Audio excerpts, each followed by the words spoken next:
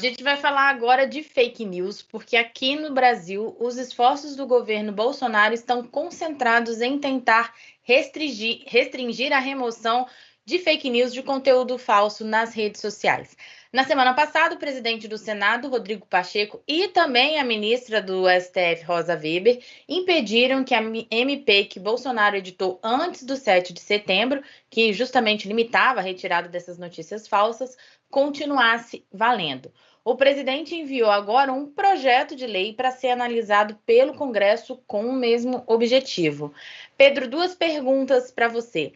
Por que Bolsonaro insiste nesse projeto? E a segunda, tem chance disso passar no Congresso? A resposta fácil é a da segunda pergunta, não tem chance. Não vai passar no Congresso. Ainda mais como projeto de lei, porque mesmo que passasse no Congresso, era derrubada como inconstitucional. O Irapuã tem muito mais competência para falar sobre isso do que eu. Depois é até importante ele comentar, mas certamente o Supremo derrubaria, caso fosse aprovado como projeto de lei. Mas, Ju, por que o presidente insiste nisso? Isso é uma perna importante da lógica dessa direita moderna. Tá? Você precisa fazer a manipulação de opinião pública e isso exige a criação daquele mundo paralelo sobre o qual a gente está falando toda. A turma da bolha bolsonarista vive num mundo paralelo que tem toda uma construção ali, toda uma teoria de como que as coisas funcionam, a grande conspiração do marxismo cultural e tudo mais. É muito semelhante ao QAnon americano. Se você começa a criminalizar, e a grande preocupação do Bolsonaro é que as pessoas, os empresários que financiem isso, comecem a ser presos, se você começa a criminalizar e você perde o financiamento dessa máquina, o Bolsonaro não tem nada. Por que ele não tem nada? Por um motivo muito simples. Essa nova direita populista mundial, você estava citando o exemplo do Andrzej Duda mais cedo, né? o líder polonês. Se a gente fosse para o Viktor Orbán na Hungria, seria exatamente a mesma coisa. O que eles fizeram? Em se instalando no poder, eles formam maioria parlamentar para, com aquela maioria parlamentar, começar a desconstruir o sistema de uma democracia liberal.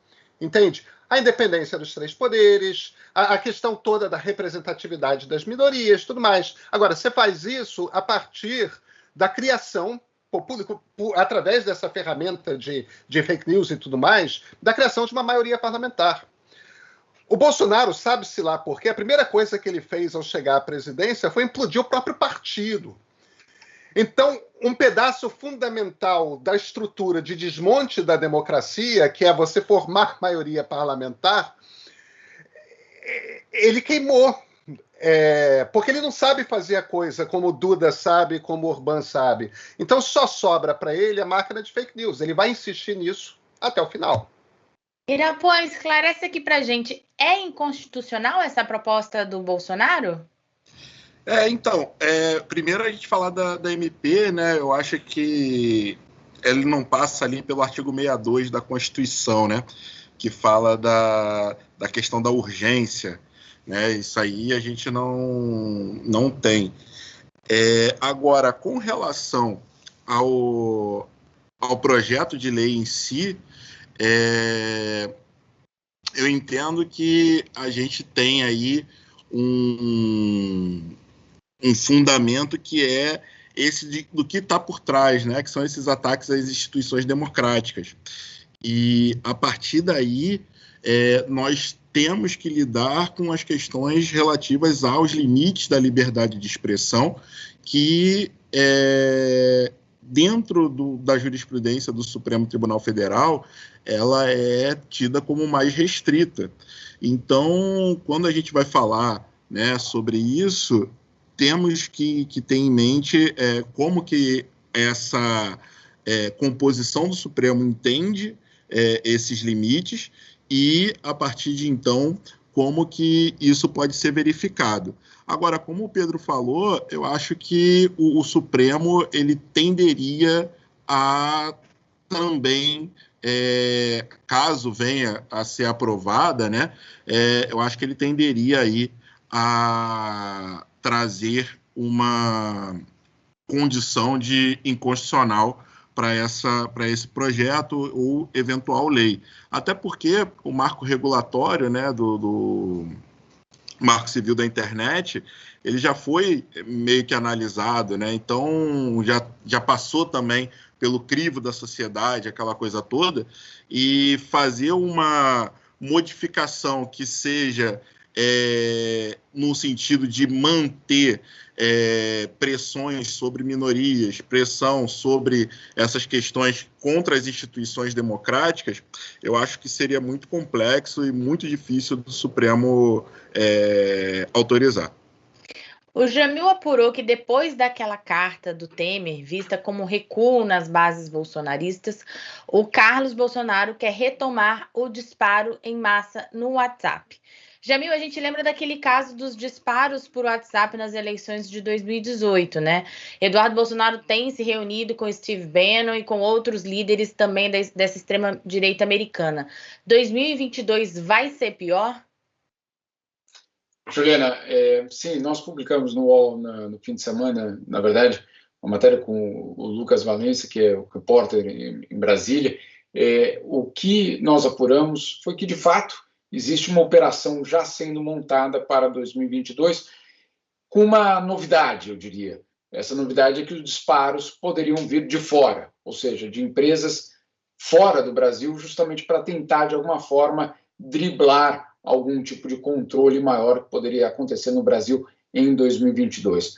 Eu tive acesso a uma das empresas que, de fato, isso antes mesmo do 7 de setembro, foi contactada por representantes de Bolsonaro, ninguém conseguiu dizer quem eram esses representantes, pedindo que a empresa fornecesse algum tipo de serviço.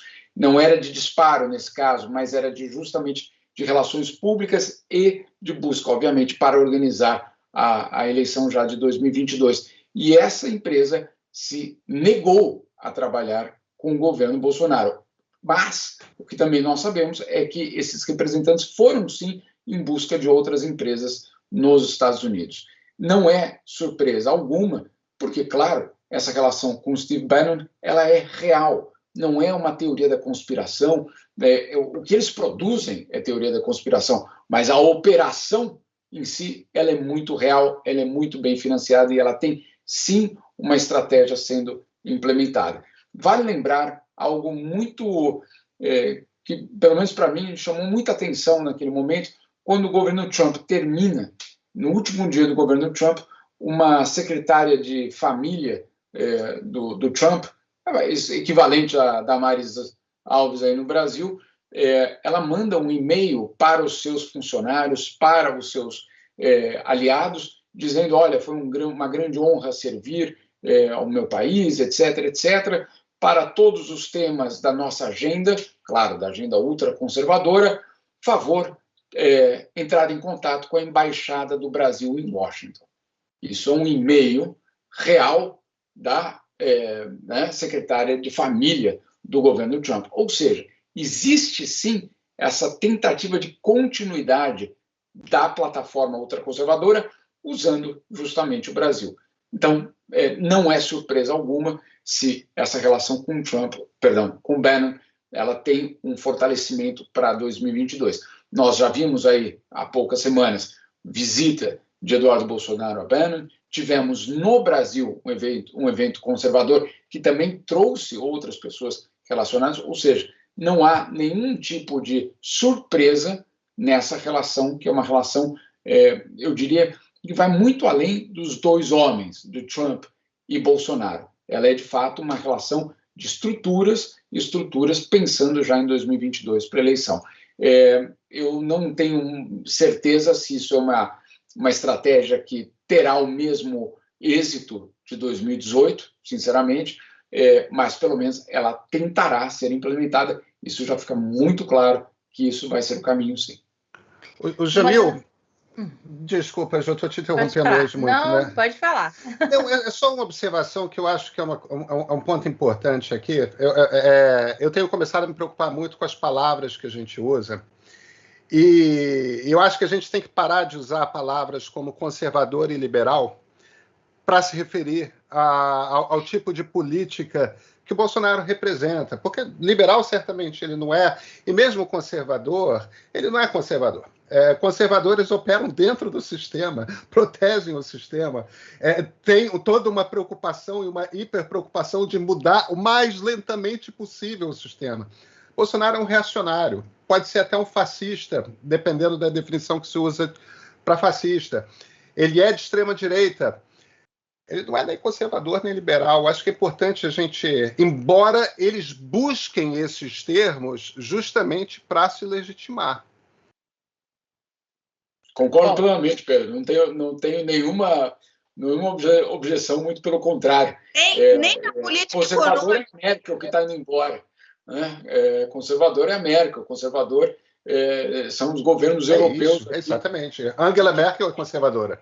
Que não tem nenhuma pretensão, jamais, em desmontar o sistema. Né? Muito pelo contrário, a manutenção é justamente o ponto principal. E quando ela foi dar um passo além, que foi a questão dos refugiados, ela foi massacrada pela ala conservadora, não pela ala de extrema-direita. A extrema-direita fez outra coisa com ela, né? Mas os próprios conservadores dentro do seu próprio partido fizeram isso. Então, concordo plenamente com o Pedro, sem nenhuma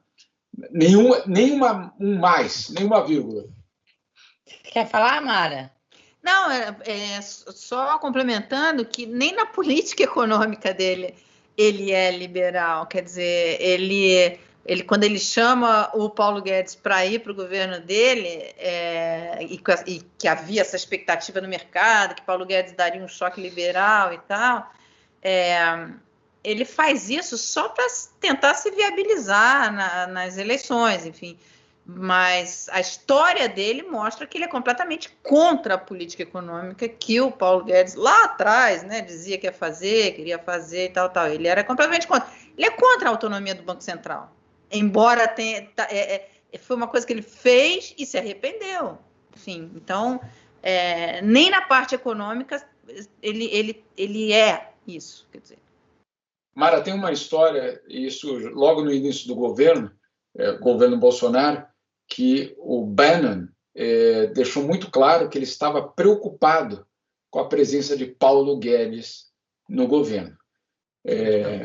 Justamente por esse caráter que você citou, né? Friedmaniano, né? Arriscado, ameaçador para, obviamente, a fundação do que eles querem. A gente vai voltar a falar agora de fake news, porque uma das grandes fake news do presidente durante a pandemia foi a história da cloroquina. Mostrou o remédio na ONU, ofereceu para a EMA, divulgou em lives um verdadeiro garoto propaganda do medicamento. Um dos argumentos de Bolsonaro era um estudo que estava sendo feito pela operadora de planos de saúde Prevent Senior. Mas em abril de 2020, a Comissão Nacional de Ética em Pesquisa suspendeu o estudo. Agora, um grupo de médicos que diz ter trabalhado para a operadora fez uma denúncia de ocultação de mortes no estudo sobre a eficácia da hidroxicloroquina. Segundo eles, pacientes e familiares não eram avisados sobre os testes. A empresa diz que vai provar que os médicos mentiram. Irapuan, quais podem ser as consequências legais se a empresa conseguir mesmo provar a mentira? E quais poderiam ser essas consequências se ela não conseguir provar? Olha, Ju, isso que acabou virando experimento humano, né, me lembrou muito um experimento que aconteceu nos Estados Unidos, numa cidade que pegaram alguns homens negros e que tinham sífilis, se eu não me engano, e eles pegaram uma parte, deram remédio para eles e a outra parte não deram nada, né? E falaram que eles estavam com um problema, enfim, que eles iam tratar, deram placebo, mas simplesmente não trataram esses homens. E esse é um dos motivos pelos quais parte da população negra dos Estados Unidos não tem confiança no governo americano quando vai tratar de vacina, sistema público e aquela coisa toda.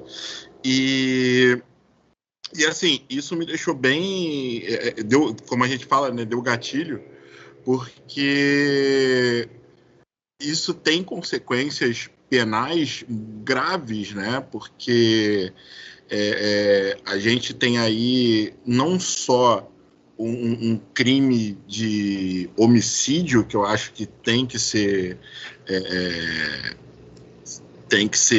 apurado, como próprias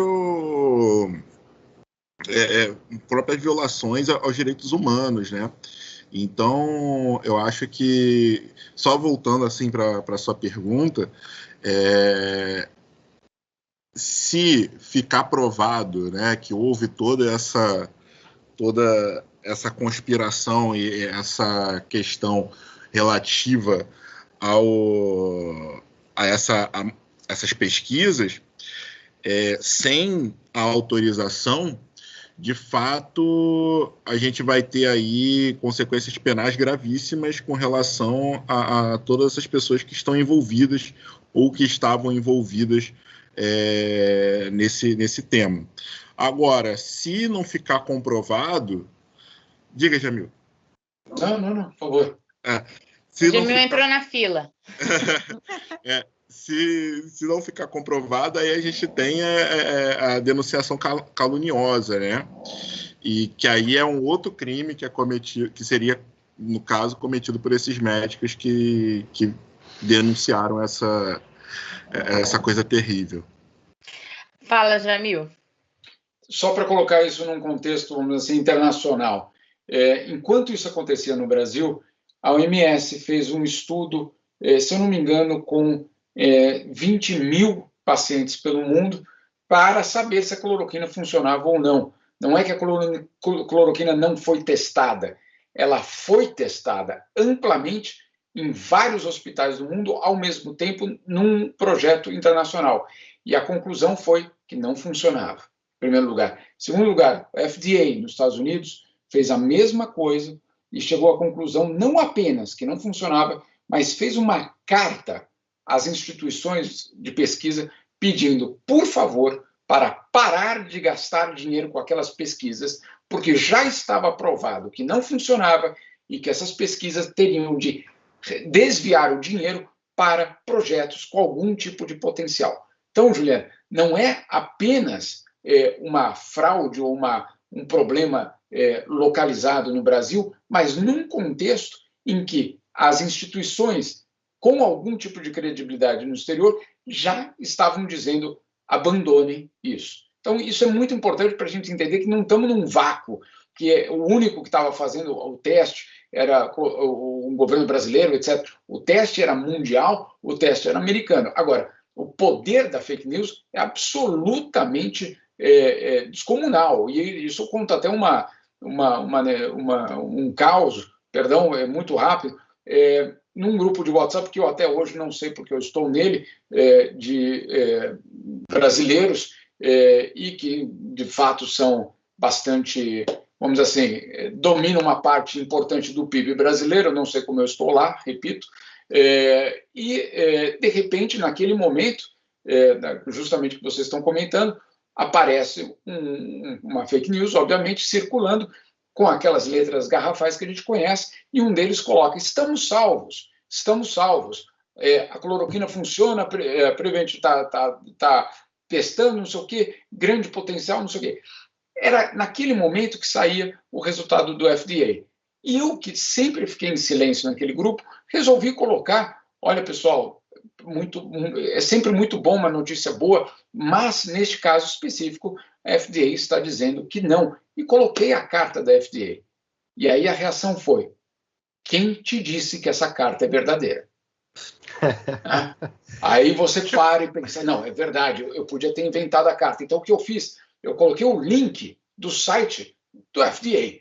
Né? Não estamos falando do Partido Comunista Chinês, nem de uma organização cubana, e nada contra nenhum dos dois. Mas o que eu estou dizendo é que o FDA dizia isso. Eu coloquei o link e a reação do grupo inteiro foi, e quem disse que esse é o link correto do FDA? Então, o poder da fake news é absolutamente assimétrico em relação ao que é justamente informação. Só queria colocar essa Jamil, estamos falando de gente, né, que bem formada, bem nascida, estudaram, enfim. Deixa eu voltar. Tudo isso e mais, mas eu não vou entrar aqui no detalhe do mais, mas é isso. Deixa eu voltar para a história. Uma coisa que eu considero absolutamente assustadora, eu tive muita resistência, estudando o fascismo a fundo, eu tive muita resistência, principalmente no início do governo Bolsonaro, de fazer esse paralelo do bolsonarismo com o fascismo.